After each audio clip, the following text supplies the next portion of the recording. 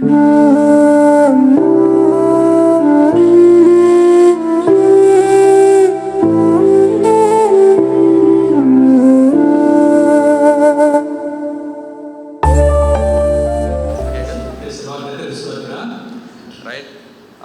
I believe God has been good to all of us. விசுவாசிக்கிறேன் கர்த்தர் நம்ம யாவருக்கும் நல்லவராய் இருக்கிறார் என்று. God is good. God is good. கர்த்தர் நல்லவர். Thank you. So today's discussion is titled The Word in the Wilderness. இன்னைக்கு தலைப்பு வந்து வண்ணாந்தரத்தில் வார்த்தை, தேவனுடைய வார்த்தை. And there's going to be two key words in today's discussion. Okay, இன்றைக்கு இன்னைக்குள்ள செய்தியில் ரெண்டு முக்கியமான வார்த்தைகள் உண்டு. Anybody want to take a guess? யாராவது அது என்ன வார்த்தைன்னு சொல்ல முடியுமா? Today is less people, so I can see everybody, so you guys have to contribute. Okay, what are the two key words? Okay, இன்றைக்கு ரெண்டு முக்கியமான வார்த்தை என்னென்று யாராவது சொல்ல முடியுமா? Any guess? The word and the wilderness. Very good. It's right on the screen. The word and the wilderness. Okay, வார்த்தை வண்ணாந்தரத்திலே வார்த்தை. Right? இந்த ரெண்டு காரியம். Before we move into the discussion and learn about these two words, let us focus on the situation at hand. Okay, இந்த ரெண்டு காரியத்தை நம்ம இன்னும் ஆழமாக பார்க்கறதுக்கு முன்பதாக இப்போ இன்றைக்குள்ள சூழ்நிலையை நம்ம பார்ப்போம். We are in the season of Lent. Okay, நம்ம வந்து இந்த லெந்து காலத்தில் நம்ம வந்திருக்கிறோம். And what do we know about the season of Lent? Okay, இந்த லெந்து கால குறித்து நம்ம என்ன அறிந்திருக்கிறோம்? Fasting. உபவாசம். It's the time when Jesus was tempted. Okay, இது வந்து இயேசு சோதிக்கப்பட்ட ஒரு காலமாக காணப்படுகிறது. Right? It's the temptation of Jesus Christ. It's a place of testing. Okay, இது வந்து okay is a place of testing. இது பரிசோதிக்கப்பட்ட ஒரு இடம். What do you see when you look at the picture on the screen? What does it remind you of? Okay, இந்த ஸ்க்ரீனில் உள்ள அந்த படத்தை பார்க்கும்போது என்னத்தை நமக்கு நினைவுக்கு கொண்டு வருகிறது? This one. Examination hall. Okay, பரீட்சை எழுதுகிற ஒரு தேவான். Okay, how many of you like examination hall? Nobody putting up hand, including all the teachers. Teachers also don't like. Okay, நம்ம டீச்சர்களுக்கு கூட இந்த பிடிக்காத ஒரு காரியமாக காணப்படுகிறது. Okay, now Jesus was brought into the wilderness. இயேசு வந்து இந்த வண்ணாந்தரத்துக்குள்ள அழைக்கப்பட்டிருந்தார். Now what is the similarity between an examination hall and where Jesus was brought? Okay, ஒரு பரீட்சை எழுதுகிற அந்த தேவான் அதற்கும் இயேசு வண்ணாந்தரத்துக்கு கொண்டு போனதுக்கும் என்ன ஒரு சமமாக எந்த காரியம் அதில் பார்க்க முடியும்? They both are a place of testing. Okay, ரெண்டு இடமும் ஒரு பரிசோதிக்கப்படுகிற ஒரு இடமாக காணப்படுகிறது. But more importantly, both these places are places of transformation. அதே வேளையில் இந்த ரெண்டு இடமும் ஒரு மாற்றத்தை அல்லனா ஒரு டிரான்ஸ்ஃபர்மேஷன், ஒரு மாற்றத்தை ஒரு புதுமையை கொண்டு வருகிற ஒரு இடமாக காணப்படுகிறது. For example, ஒரு உதாரணமாக, let's say you all have been to examination hall, right? Everybody has sat for exams. Okay, எல்லாரும் இங்கே இருக்கிறவங்க நம்ம எல்லாம் எக்ஸாம் ஹாலுக்கு போயிருக்கிறோம், பரீட்சை எழுதியிருக்கிறோம். A person who walks in saying, no la, it's okay la, one paper only and all these things, right? The person doesn't come out the same way. Sorry? When a person enters the examination hall, the person says, it's okay la, one paper only, right? That's the attitude when the person enters. Okay, சரியாக கிடைக்கல, உங்களுக்கு புரிஞ்சிருக்கும். But இருந்தாலும் I just want to explain that நம்ம ஹாலுக்கு போகும்போது ஒரு paper தானே அப்படின்னு நம்ம போயிட்டு with that attitude we enter the exam hall. With that அந்த மாதிரி ஒரு attitude, ஒரு யோசனையில் தான் போகிறோம். ஒரு பேப்பர் தானே, இட்ஸ் ஒன்லி ஒன் பேப்பர் அப்படின்னு. But when you come out of the exam hall, you are not like that. ஆனால் அந்த ஹாலில் இருந்து வெளியே வரும்போது நம்ம அப்படியே யோசிக்க மாட்டோம். That same person who was very confident is not confident anymore. Okay, ரொம்ப ஒரு நம்பிக்கையோடு போனவங்க வரும்போது அந்த நம்பிக்கை இழந்து போய் சில வேளையில் நம்ம வெளியில் வரோம். When somebody is like, "Ayyo, I think I study enough la, I think I should be able to do it, may God help me." Somebody is fearful when they are entering the exam hall. Okay, ஒரு ஹாலுக்கு போகும்போது நிச்சயமாக நம்மளுக்கு ஒரு விதமான ஒரு தயக்கம் இருக்கும். But when the person comes out of the examination hall, the person is different. நம்ம அந்த அது முடிஞ்ச பிறகு வெளியே வரும்போது ஒரு வித்தியாசம் தான், நம்ம உள்ளத்தில் ஒரு வித்தியாசமாக நம்ம காணப்படுவோம். Nobody comes out of the examination hall the same way. Okay, when come out. Okay, வெளியே வரும்போது யாருமே ஒரு அது போன மாதிரியே அந்த ஒரு எண்ணத்தில் வரமாட்டோம். ஒரு வித்தியாசமாக தான் நம்ம வருவோம், மாறப்பட்டு வருவோம், ஒரு சேஞ்சாக வருவோம். That is why there is a similarity between the wilderness and the examination hall. Okay, இந்த இந்த பரீட்சை எழுதுகிற இந்த டேவானும் இந்த வண்ணாந்திரமும் இதுதான் அந்த அந்த அதில் அந்த ஒற்றுமை, இந்த சிமிலாரிட்டிஸ் அந்த ஒற்றுமையாக இருக்கிறது காணப்படுகிறது. உள்ளுக்கு போனால் வெளியே வரும்போது அதே மாதிரி இருக்க மாட்டோம், வித்தியாசமாக மாறப்பட்டு வரும். அது போல தான் வண்ணாந்திரத்திலையும். They are supposed to transform you as a person. Okay, இந்த பரீட்சை இடமோ இந்த வண்ணாந்திரமும் நம்மளை வந்து ஒரு நம்மளை ஒரு மாற்றத்தை கொண்டு வருகிற ஒரு இடமாக காணப்படுகிறது. Right? So in your testing, right, when you are in your wilderness, season of Lent is the season of wilderness, right? You enter your wilderness. All of us are going through our temptations and trials, so it's the season of wilderness. How do you resist your temptations? Okay, இந்த Lent காலம் வந்து இது வந்து ஒரு வனாந்தரம் போல ஒரு பரிசோதிக்கப்படுகிற ஒரு நாட்களாக காணப்படுகிறது. ஆனால் இந்த பரிசோதிக்கிற இந்த நாட்களை நம்ம எப்படி அதை மேற்கொள்கிறோம்? I've already given the answer. You can just read. Okay, contribute. Come on. The answer is already there. Just have to read. The answer is in the bracket. What's the answer? Okay, இங்கே எல்லாம் இருக்கிறது, நம்ம பார்த்தாவே தெரியும். I'm pointing towards the answer now, guys. What is the answer? Willpower. Okay, அதோட பதில் என்னது? Will power. தமிழில் என்னதுனாக்கா வில் பவர். அது முடியும் என்று சொல்கிற ஒரு நம்பிக்கையான ஒரு வார்த்தையாக இருக்கு, நம்பிக்கையான ஒரு அறிக்கையாக இருக்கிறது. சரி,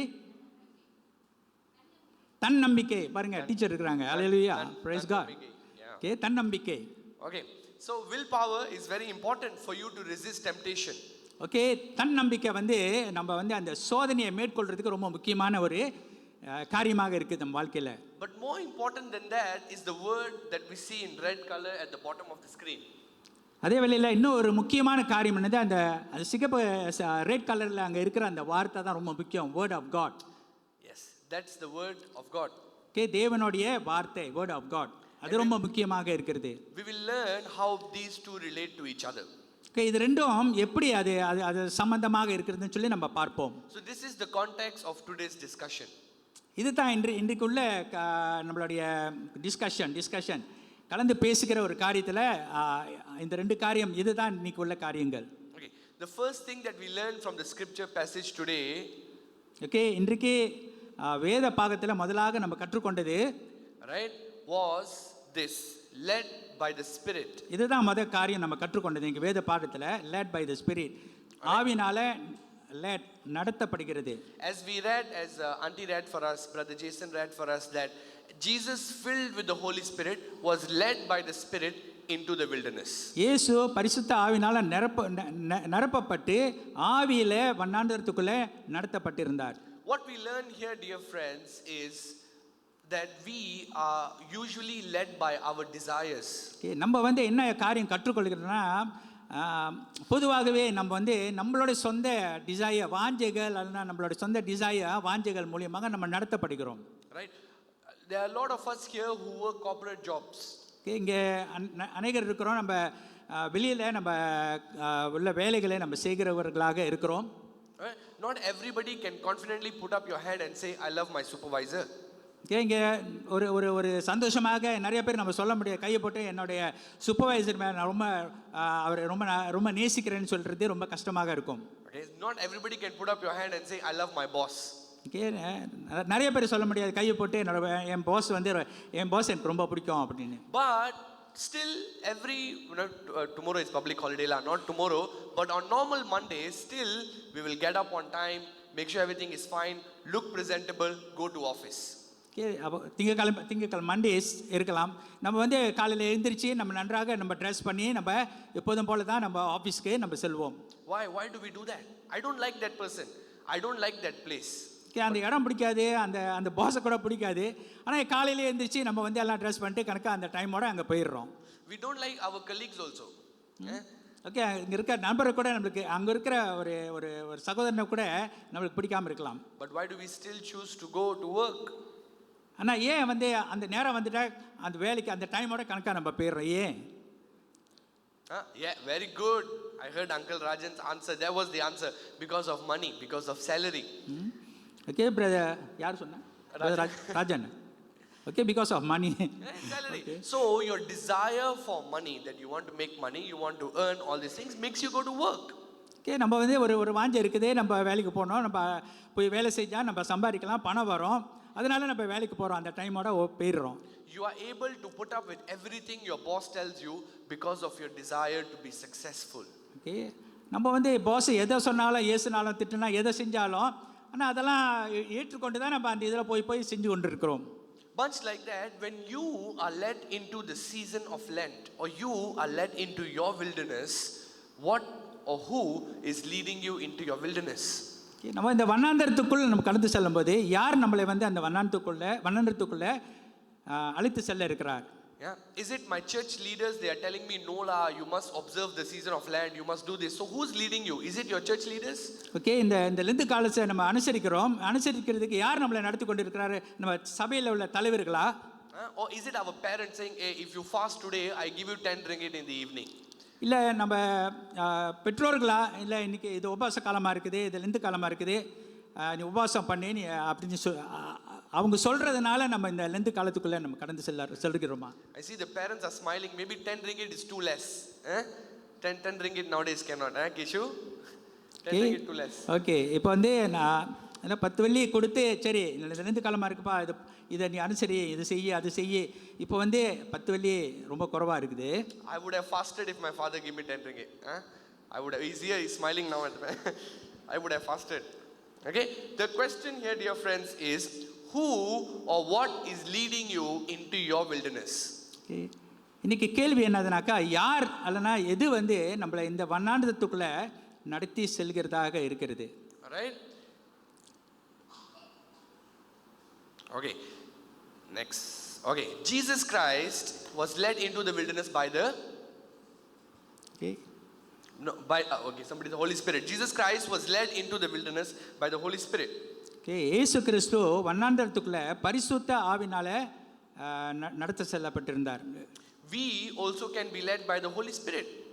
நம்ம கூட பரிசுத்த ஆவினால நம்மள நடத்தப்பட முடியும். But there's something very interesting that takes place before this story in the Bible. Something very interesting takes place before this story in the Bible. Okay, இந்த கதைக்கு முன்பதாக ஒரு முக்கியமான காரியம் வேதத்தில் நடந்திருக்கிறத நம்ம பார்க்கலாம். Okay, what happens before this story? Okay, இதுக்கு முன்பதாக என்ன நடந்திருக்கு? Bible reading marathon, come on, we would have read. What happens before Jesus is led into the wilderness? இயேசு வண்ணாந்தரத்துக்குள்ள பரிசுத்த ஆவினால நடத்தி சென்று கொண்டு செல்ல இருக்கிறதுக்கு முன்பதாக என்ன நடந்தது? வேதத்தில் இருக்கிறது என்ன நடந்தது என்று. Come on, starts with a B. Baptism of Jesus Christ. Very good. இயேசு கிறிஸ்துவின் ஞானஸ்நானம் பார்க்கிறோம். Right, now can I get no please carry on. So what we're trying to say here is during the baptism of Jesus something beautiful takes place. இயேசு கிறிஸ்துவின் ஞானஸ்நான நேரத்தில் ஒரு முக்கியமாக ஒரு நல்ல ஒரு அற்புதமான காரியம் நடக்கிறத பார்த்தோம். Jesus Christ walks up to John the Baptist for baptism. இயேசு கிறிஸ்து யோவான் ஸ்நானகன் இடத்துல அவர் கடந்து சென்றார். John says, Lord, please don't do this. I am supposed to be baptized by you. யோவான் ஸ்நானகன் என்ன சொன்னாரு? இது செய்யாதீங்க ஆண்டவரே, நீங்க என்கிட்ட வரக்கூடாது, நான் தான் உங்ககிட்ட வரணும் என்று யோவான் ஸ்நானகன் சொன்னதை பார்க்கிறோம். Was John the Baptist wrong in saying that? யோவான் ஸ்நானகன் இப்படி சொன்னது அது தவறா? No, he was right. இல்ல, அவர் வந்து சரியா தான் சொன்னாரு. Is Jesus greater than John the Baptist? Yes. Was Jesus greater than John the Baptist? Say was Jesus greater? Okay, இயேசு வந்து I can't get it. Was Jesus greater than John? Okay. Okay. யோவான் ஸ்நானகனோட இயேசு பெரியவரா? ஆமா, அவர் பெரியவர் தான். Was Jesus supposed to baptize John the Baptist? Yes. Okay. இயேசு கிறிஸ்து யோவான் ஸ்நானகனே ஞானஸ்நானம் பண்றதுக்கு அதிகாரம் இருக்குது அவருக்கு? ஆமா, அவருக்கு இருக்குது. Right, when John said I'm not worthy to tie up your sandal, was John correct? Yes. Okay, அப்ப யோவான் ஸ்நானகன் என்ன சொன்னாரு? அவரோட காலில் உள்ள அந்த ஷூவில் உள்ள அந்த லேஸ் இருக்குல்ல, அதை கட்டுவதுக்கு கூட எனக்கு தகுதி இல்லை அப்படி சொல்றாரு. அது சரியா இல்லையா? சரி, அவர் சொன்னது ரைட் தான். But Jesus didn't say, hey, no, you are wrong. That's not the answer of Jesus Christ. இயேசு கிறிஸ்து அது தப்பு என்று அவர் இயேசு கிறிஸ்து அவர் அப்படியாக ஒன்றும் சொல்லவில்லை. Jesus says, let the will of God be fulfilled. இயேசு என்ன சொன்னாரு? தேவனுடைய சித்தம் நிறைவேறட்டும். Dear friends, this is the answer that we all need to give. We need to humble ourselves before we go into the season of Lent. Okay, நம்மளோட பதிலும் ஒரு தாழ்மையான ஒரு பதிலாக இருக்க வேண்டும். இந்த லெந்து காலத்துக்குள்ளே இந்த காலத்துக்குள்ளே நம்ம கடந்து செல்லும்போது நம்ம இந்த தாழ்மை நம்ம வாழ்க்கையில் அவசியமாக இருக்கிறது.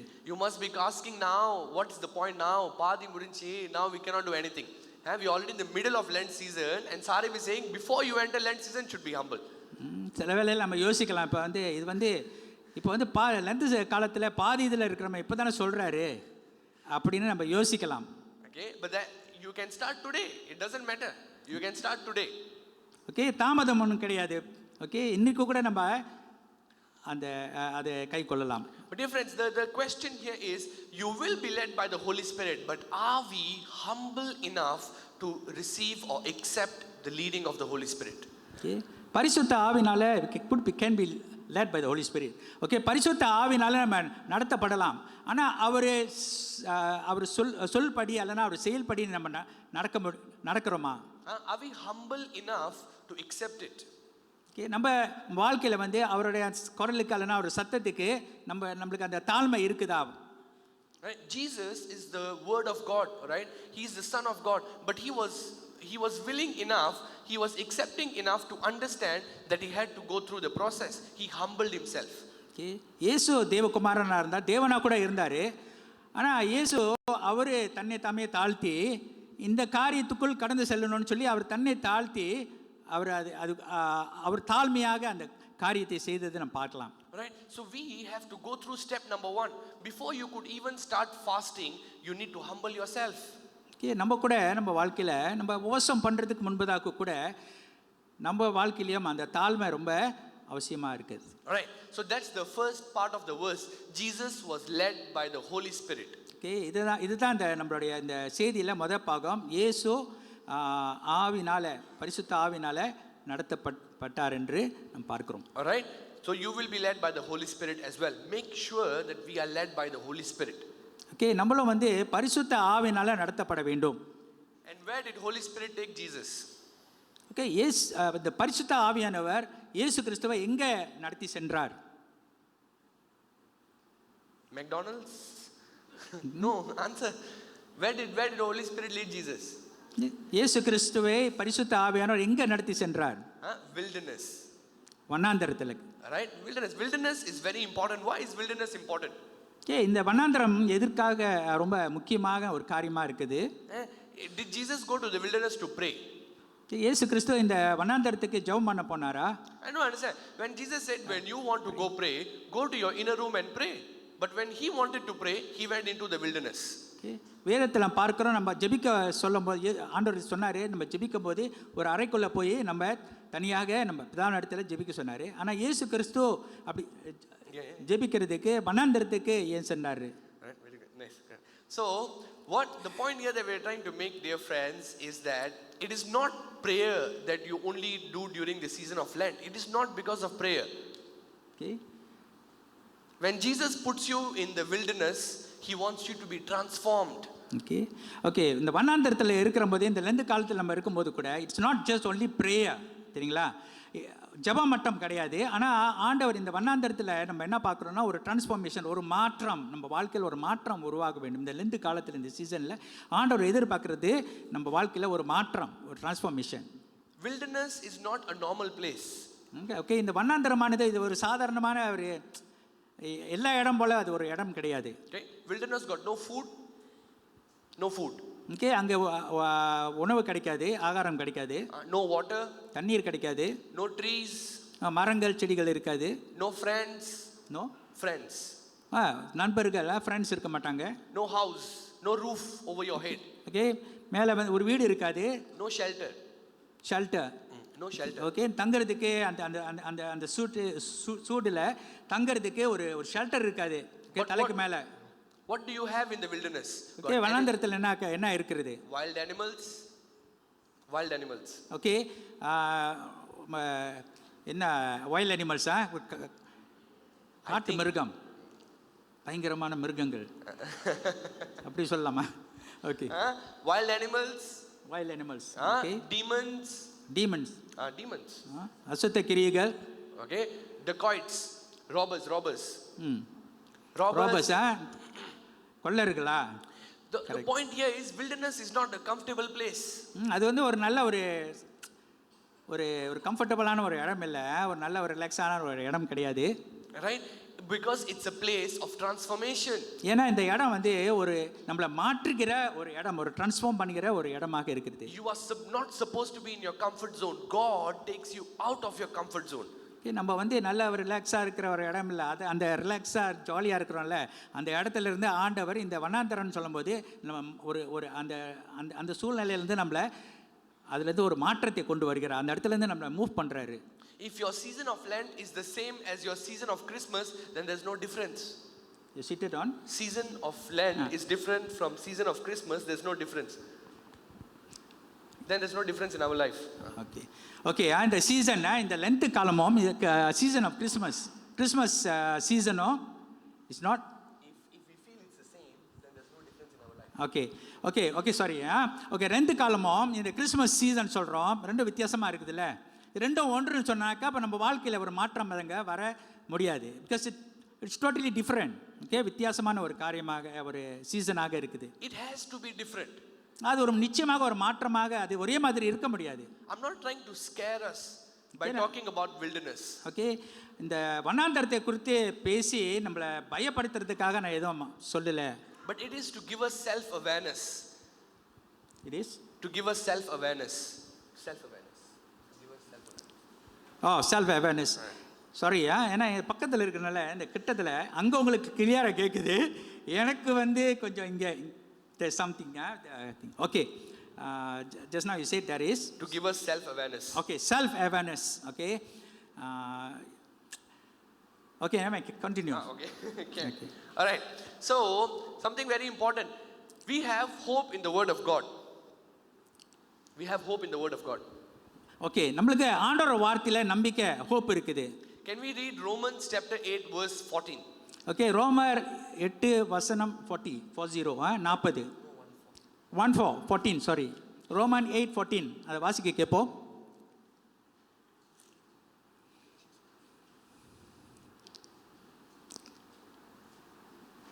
ஓகே. மேலும் எவர்கள் தேவனுடைய ஆவியினாலே நடத்தப்படுகிறார்களோ அவர்கள் தேவனுடைய புத்திரராய் இருக்கிறார்கள். For as many as are led by the Spirit of God, these are sons of God. All right. A more neutral version would say, for those who are led by the Spirit of God are the children of God. Okay, தேவ ஆவியினால நடத்தப்படுகிறவர்கள் வந்து தேவ பிள்ளைகளாக இருக்கிறார்கள். Right? So even if you are led into the wilderness by the Holy Spirit, if you are led by the Holy Spirit, you are a child of God. Okay, வண்ணாந்தரத்துக்குள்ள நம்ம நடத்தப்படுகிறோம், ஆனால் பரிசுத்த ஆவினால் நம்ம நடத்தப்பட்டால் நம்மளும் தேவனுடைய பிள்ளைகளாக இருக்கிறோம். He will help you. அவர் நம்மளுக்கு உதவி செய்வார். Because you are his child. ஏனென்றால் நம்மளும் அவருடைய பிள்ளையாக இருக்கிறோம். Because he is your father. ஏன்னா அவர் நம்மளுடைய பிதாவாக இருக்கிறாரு. So to think, this season of Lent is a little bit difficult, I don't know how to fast, I don't know how to talk to these people, God will help you. Okay, இந்த Lent காலத்தில் எனக்கு எப்படி உபவாசம் செய்யணும்னு தெரியல, எனக்கு எப்படி நடந்துக்கணும்னு தெரியல, ஆனால் ஆண்டவர் நமக்கு உதவி செய்வார். Wilderness is important. Okay, வண்ணாந்தரமானது நம்ம வாழ்க்கைக்கு ரொம்ப முக்கியம். But without God, it means nothing. Okay, தேவன் இல்லைன்னா இந்த வண்ணாந்தரம் நமக்கு அர்த்தம் இல்லாததாக இருக்கும். Without the leading of the Holy Spirit, it means nothing. Okay, பரிசுத்த ஆவியான வழிநடத்தல் இல்லாமனாக்கா இந்த வண்ணாந்தரம் நம்ம வாழ்க்கையில அதுல அர்த்தம் இருக்காது. Right? So we covered the first W. We have covered the first W of the discussion. W. Okay, இந்த இந்த இந்த இந்த செய்தியில முதல் பாகம் W word. Yeah, wilderness. Wilderness.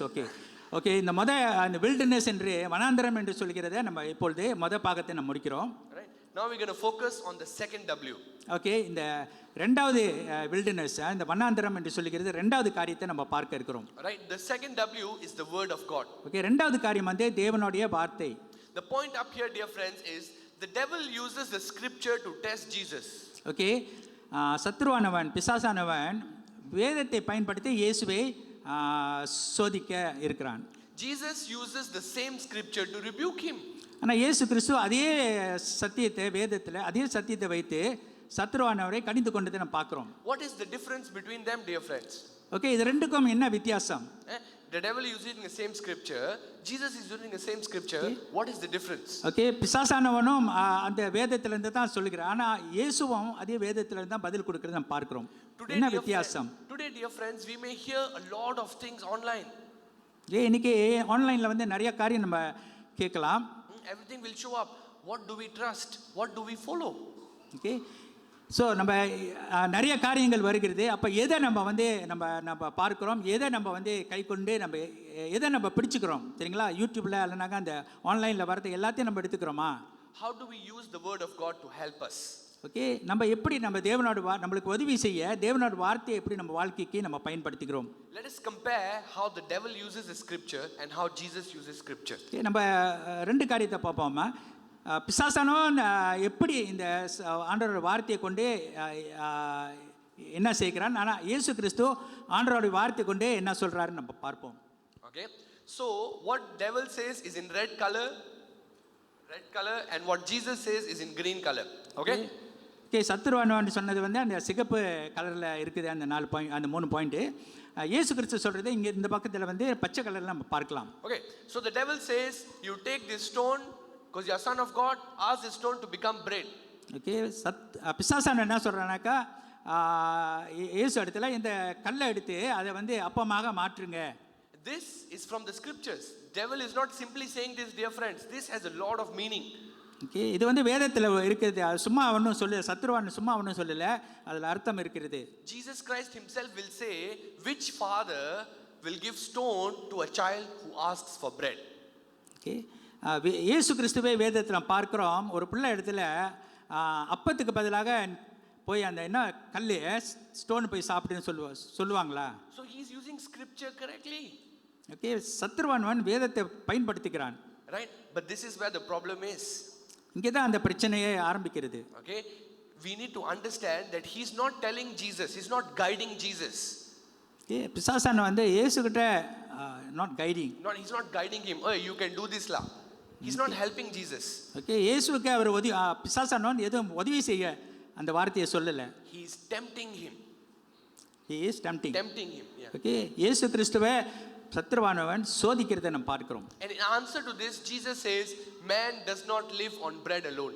Okay, இதுக்கு இந்த காரியத்துக்கு பதிலாக இயேசு கிறிஸ்து மனுஷன் அப்பத்தினால் மட்டும் ஜீவிப்பதில்லை என்று சொல்றதை நம்ம பார்க்கிறோம். Which has got nothing to do about food.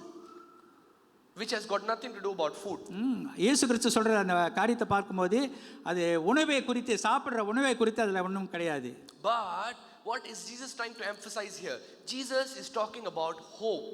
Okay, இதில் இயேசு என்னத்தை சொல்ல வருகிறார் பார்க்கும்போது, இயேசு கிறிஸ்து அவர் சொன்ன அந்த வார்த்தையின்படி நம்பிக்கையை குறித்து சொல்றாரு. That God will provide for you. தேவன் நமக்கு நம்ம தேவையை சந்திப்பாரு. Right. Second one, the devil says, you bow down to me, I will give you everything. Okay, ரெண்டாவது சத்ருவான் என்ன சொல்றத பார்க்கிறோம், எனக்கு நீ இயேசு இடத்துல அபிஷேகம் பண்ண சொல்றது, பணிந்து கொள்ள சொல்றாரு. But Jesus says that you are supposed to bow down to God alone.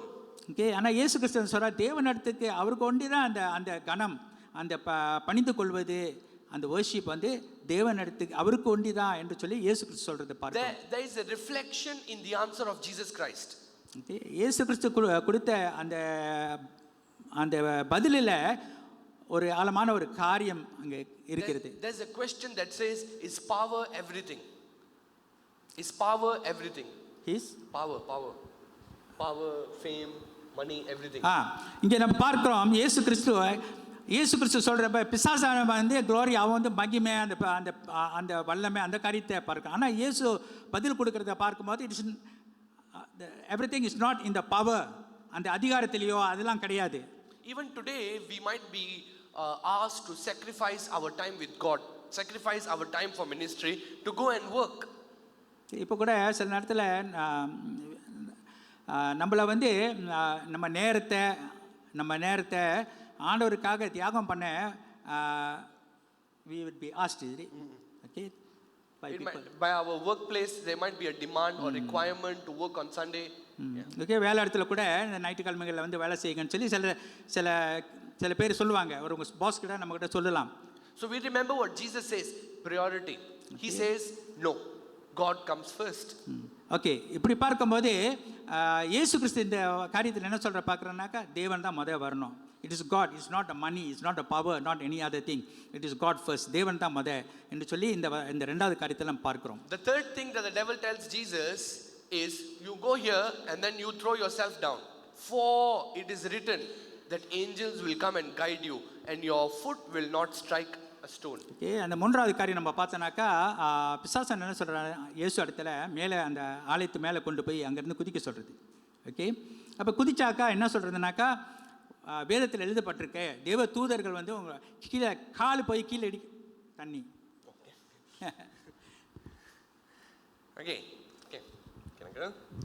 Okay, அந்த கால் போய் கீழே விடுவாம வேதத்தில் எழுதப்பட்டிருக்கு தேவ தூதர் அனுப்புவார் உங்களை அப்படியே ஏந்தி கொள்வதுக்கு.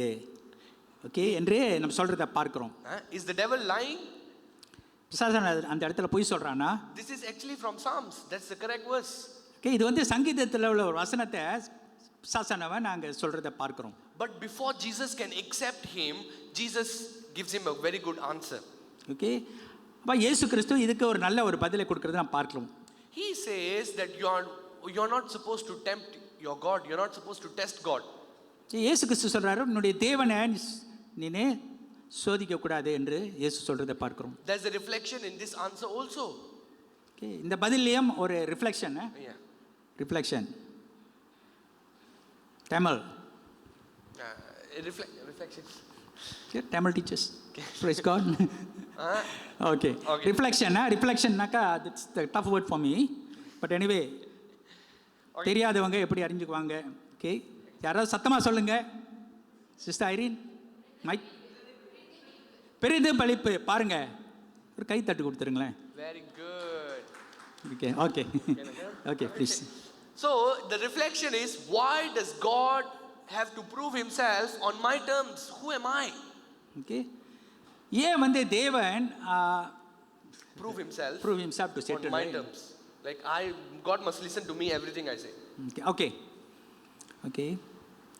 ஆண்டவர் இவங்க சொல்கிறத எல்லாத்தையும் ஆண்டவர் ஏன் ஏற்றுக்கொள்ள வேண்டும்?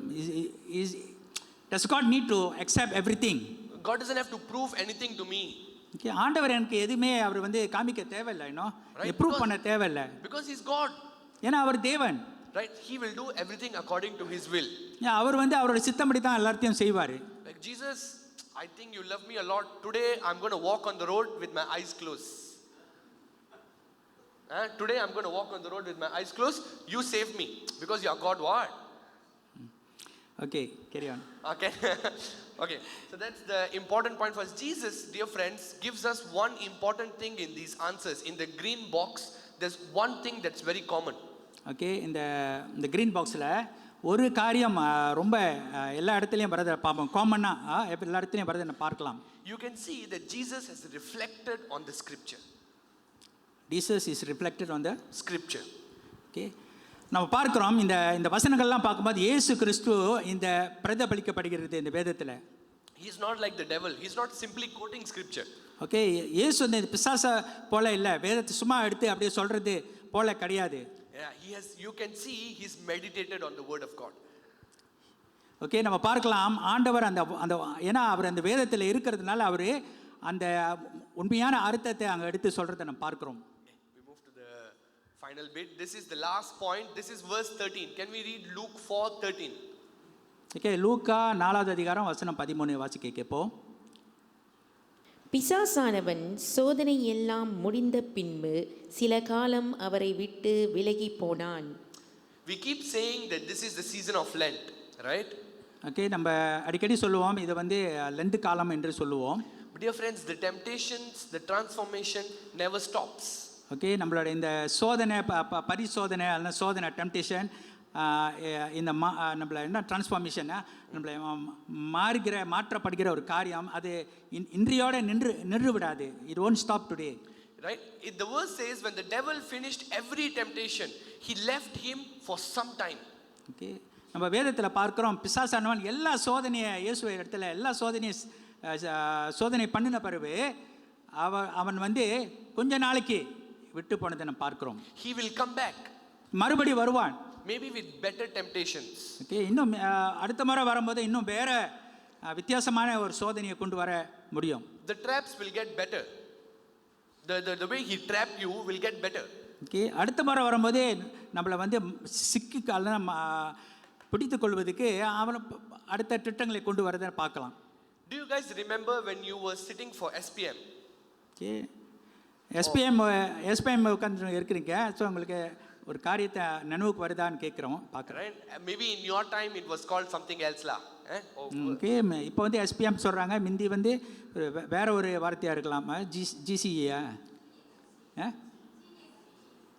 சரி. Right?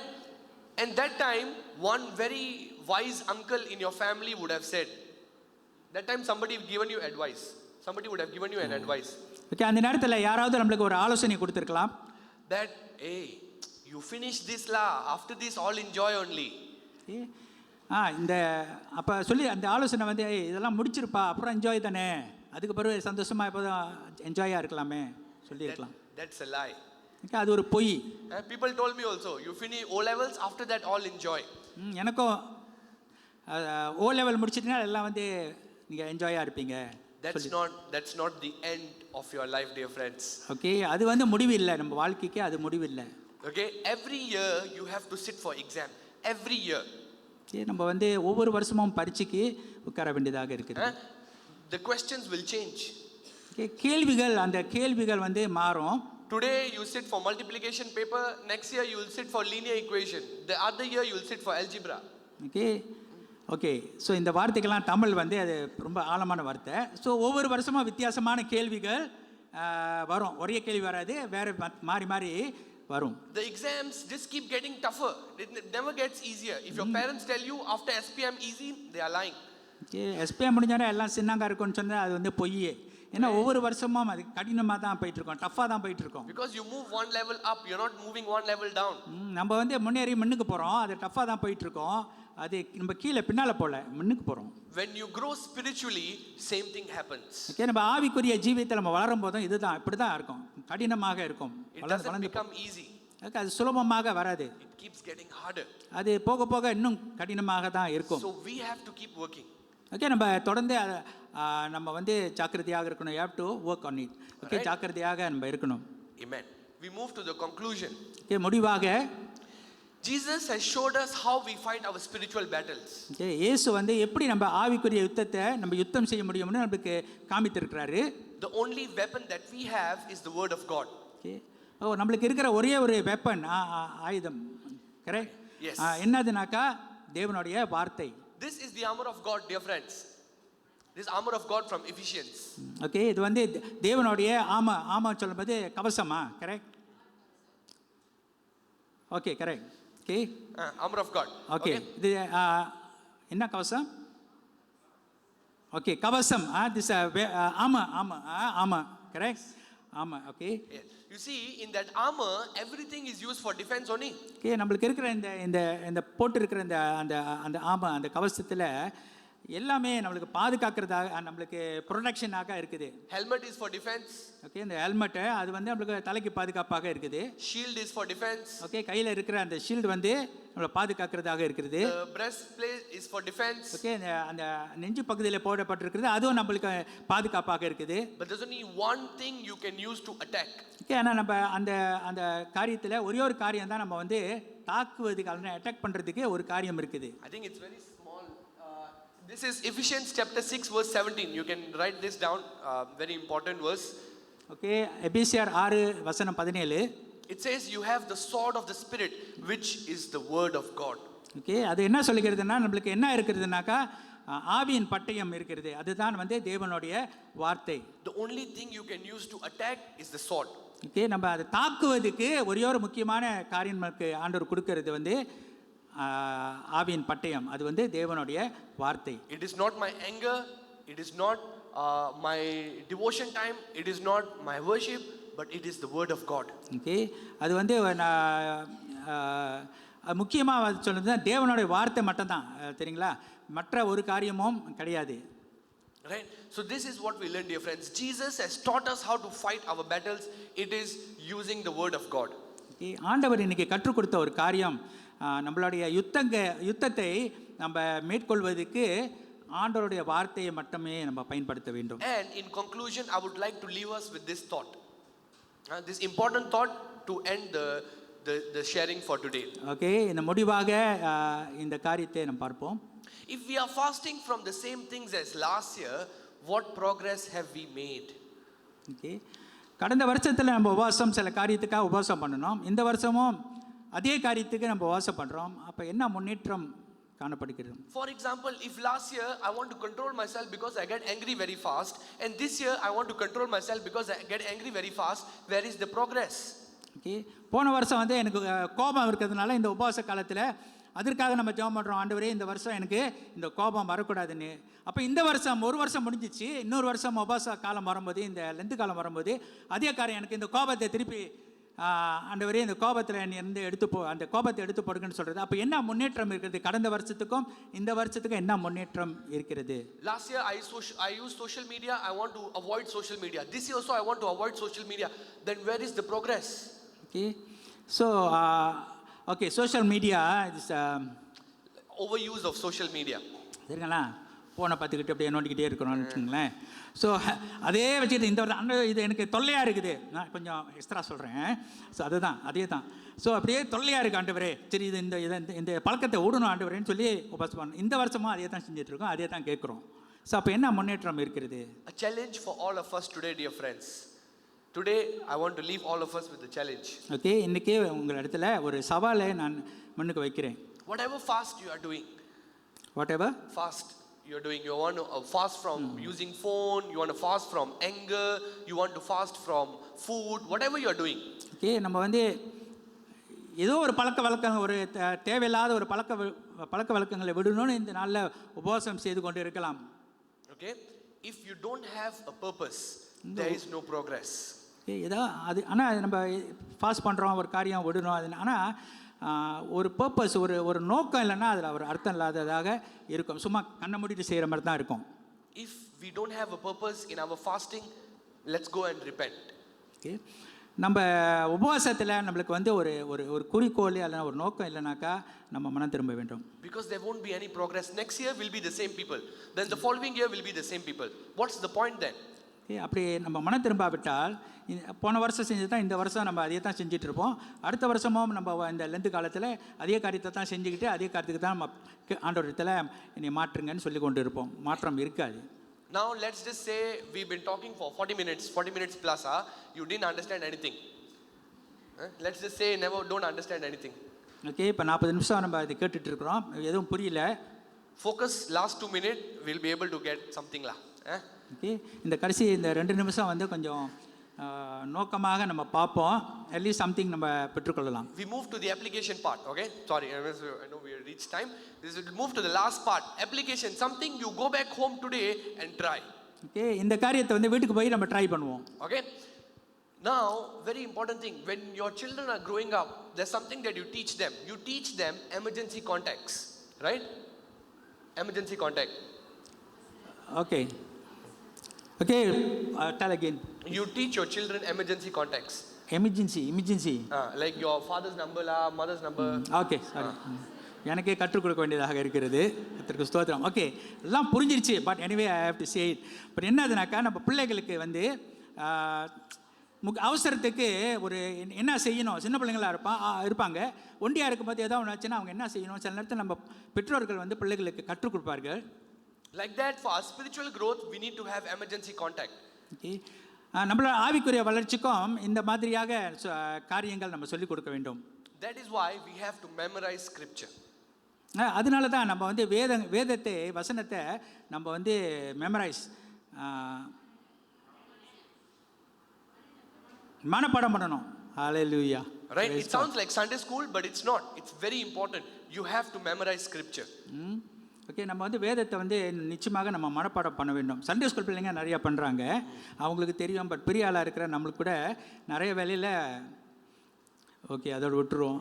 நம்ம என்ன சொல்கிறோன்னா, பெரிய ஆளும் நம்ம வந்து வசனத்தை மனப்பாடம் பண்ணணும். Okay, temptations will always come. You cannot be like, "Ayo, now I need to go look for my Bible." Where will you find your Bible? Okay, சோதனை வந்து நம்மளுக்கு எப்போதுமே வரும். நம்ம ஆண்டோட வார்த்தை நம்ம உள்ளத்தில் இருக்கணும். அந்த நேரத்தில் போய் வேதத்தை தேடிக்கொண்டு இருக்க முடியாது, எங்கே வசனம் போட்டிருக்குன்னு. அது நம்ம வாழ்க்கையில் நடைமுறையில் இருக்கணும். அந்த வசனம் நம்ம உள்ளுக்கு எப்பொழுது அப்போ தேவ வசனத்தை நம்ம எப்பொழுதுமே தியானம் செய்யணும், வாசிக்கணும். Today we help you. We give you one Bible verse. Okay, இன்றைக்கு வந்து ஒரு வேத வசனத்தை நான் கொடுக்குறோம். Okay, we will give you Psalms 23 verse 1. Okay, சங்கீதம் 23 வசனம் 1. What is Psalms 23 verse 1? Okay, சங்கீதம் 23 வசனம் 1 என்னது அது? Okay, the Lord is my shepherd, I shall not be in want. Okay, கர்த்தர் என் மேய்ப்பராய் இருக்கிறார், நான் தாழ்ச்சி அடையேன். See, so effective, already memorize. எல்லாம் மெமரைஸ் பண்ணிட்டீங்க, எல்லாம் மனப்பாடம் பண்ணிட்டாங்க. The Lord is my shepherd, I shall not be in want. Very easy. But do it like Jesus. Don't do it like the devil. இயேசு செஞ்ச மாதிரி செய்வோம், பிசாசானவன் செஞ்சது மாதிரி நம்ம செய்யக்கூடாது. He also can tell you what? The Lord is my shepherd, I shall not be in want. பிசாசானவன் கூட அந்த வார்த்தையை வந்து அதே போல சொல்ல முடியும். But what is the meaning of this verse? ஆனால் அந்த வார்த்தையின் அர்த்தம் என்னது? The Lord is my shepherd.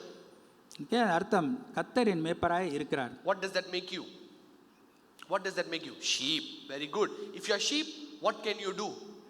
Okay, நம்ம ஆடாக இருக்கிறோம்னாக்கா அந்த வசனம் நம்மளுக்கு எப்படி பிரயோஜனமாக இருக்கும்? Okay? You cannot say anything. The only thing you can say, Brian, is say it. The only thing you can say is you can only say bear. That's all. Nothing. But you must follow the shepherd. Shepherd say walk, you walk. Shepherd say sit, you sit. You have to obey the shepherd. Okay, அந்த வசனத்தில் படி பார்க்கும்போது கர்த்தர் என் மேய்ப்பராக இருக்கிறதுனாக்கா சும்மா வார்த்தை மட்டும் நம்ம சொல்கிறதில்ல. ஆனால் அந்த வார்த்தை அர்த்தம் வந்து இந்த மேய்ப்பரை சொல்கிறத நம்ம கேட்கணும். இந்த ஆடுகளுக்கு மேய்ப்பராக இருக்கிறவர் ஆடுகள் சொன்னதாக கேட்கறது போல் நம்ம வந்து நம்ம ஆண்டவராகிய தேவன் நம்ம மேய்ப்பராக இருக்கிறாரு, அவர் சொல்கிறத நம்ம கேட்கணும். And the second half says, I shall not be in want. Okay, ரெண்டாவது பாகம் வந்து கர்த்தர் என் மேய்ப்பராக இருக்கிறார், நான் தாழ்ச்சி அடையேன். Okay, so you will never be wanting. So you need to remember this verse. God is with you, He will provide for you. Okay, இந்த வசனத்தை நம்ம எப்பொழுதுமே நான் நினைவில் வைத்துக்கொள்ளணும். ஏன்னா கர்த்தர் நம்மோட இருக்கிறாரு, நம்ம தேவைகள் எல்லாம் அவர் சந்திப்பார். See how much this verse can help us fight the devil. பாருங்க, இந்த வசனம் வந்து எவ்வளோ நம்மளுக்கு உதவியாக இருக்கும். பிசாசானோடைய ஜெயம் கொள்றதுக்கு இந்த வசனம் நமக்கு எவ்வளோ உதவியாக இருக்கும். This is just one of the thousands of verses in the Bible. இது வந்து ஒரே வசனம் தான், ஆனால் அதில் அவ்வளோ காரியங்கள் இருக்குது. ஆனால் வேதத்தில் ஆயிரக்கணக்கான வசனங்கள் இருக்கிறது. Let's take this initiative. We go and memorize scripture. Okay, அதனால் இந்த வாய்ப்பை எடுத்துக்கொண்டு நம்ம வீட்டில் கூட நம்ம வேதத்தை நம்ம மனப்பாடம் பண்ணுவோம். And the word of God will help us fight. Okay, இந்த தேவனுடைய வார்த்தை நமக்கு யுத்தம் செய்ய உதவியாக இருக்கும். And the word of God will help us transform. Okay, இந்த தேவனுடைய வார்த்தை நம்ம வாழ்க்கையை மாற்றும். Amen. Let us pray. ஆமென். ஜெபம் செய்வோம். ஓகே, நம்ம ஜெபம் செய்வோம். பாருங்க, எழுந்து நம்ம ஜெபம் செய்வோம்.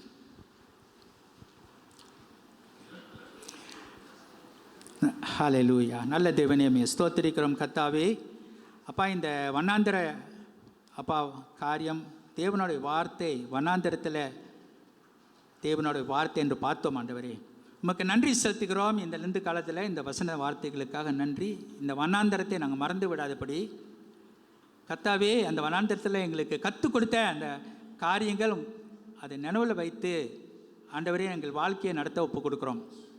ஆமாம் ஆண்டவரே, இந்த வார்த்தை எங்கள் வாழ்க்கையில் மிக அவசியமாக இருக்குது ஆண்டவரே. பிதாவே, அந்த வார்த்தை எங்கள் வாழ்க்கையில் வரும்படி நாங்கள் ஜெபிக்கிறோம், நாங்கள் தியானிக்கும்படி ஜெபிக்கிறோம். நன்றி ஒப்பு கொடுக்குறோம் அப்பா. வந்திருக்கிற ஒவ்வொருவரையும் பேர் பேராக ஆசீர்வதியும். இயேசுவின் நாமத்தில் ஜெபிக்கிறோம் நல்ல பிதாவே. ஆமென்.